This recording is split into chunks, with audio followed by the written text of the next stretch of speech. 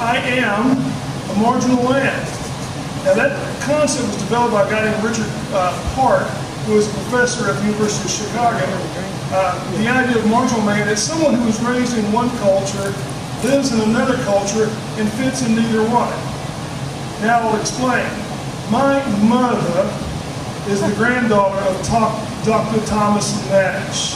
You need to understand that his daughter was Mildred, and she married William Garnet Calloway, who was a wealthy boy in the 1920s. Now the Calloway name, as you can imagine if you know Georgia, has a lot of money to it, or it used to, until a certain war didn't turn out the way we planned about 150 years ago.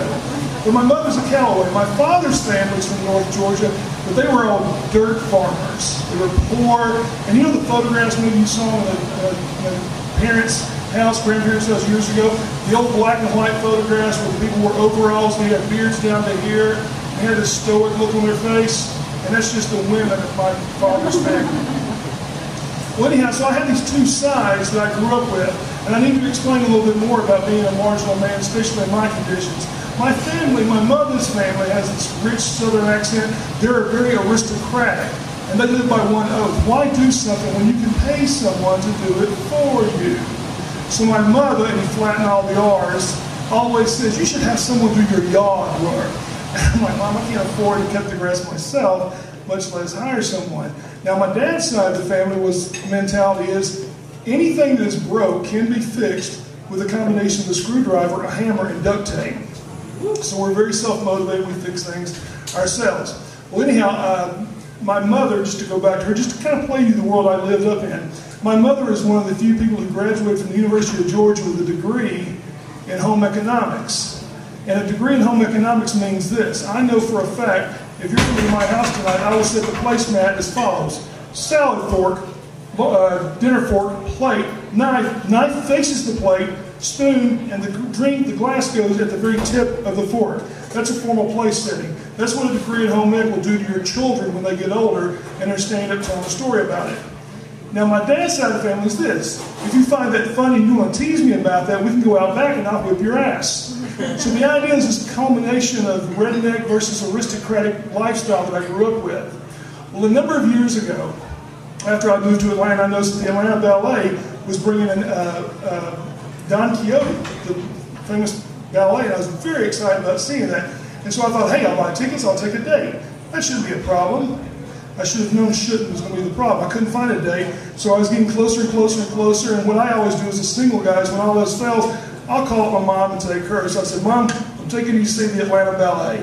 And we're all excited about it, but the day comes on Saturday for the ballet. She calls me that morning, wakes me up and says, I got a problem. The yard is completely flooded with sewage because the sewer line, I apologize that you're eating now. Pretend I'm saying marshmallow instead. So the marshmallow line has flooded and there's marshmallow sauce floating all over the yard.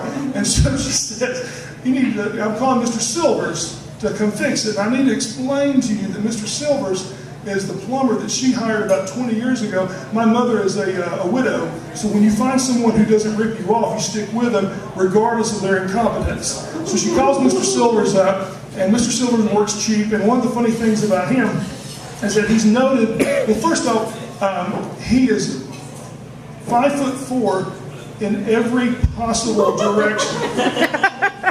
So it doesn't really whirl, it kind of waddles. And because he works cheap, he tends to hire cheap, which means if he pays his guys on Friday. So if you have a marshmallow line that leaks, again, I'm being sensitive to what you're eating, on Saturday, there's a good chance that the boys who usually help him are either sleeping at vendor house or they're still drinking, so they don't show.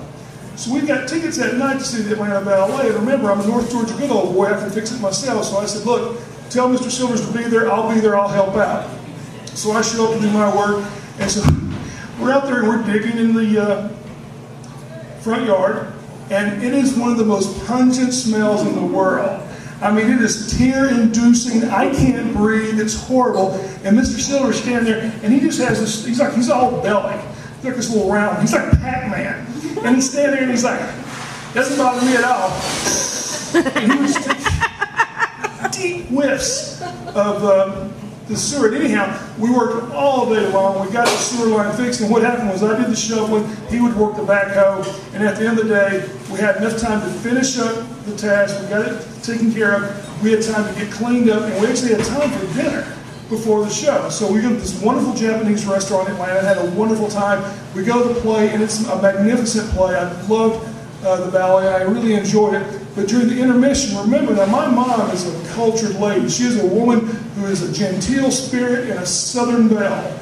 But she also knows that her child is half redneck, so sometimes she speaks to my understanding.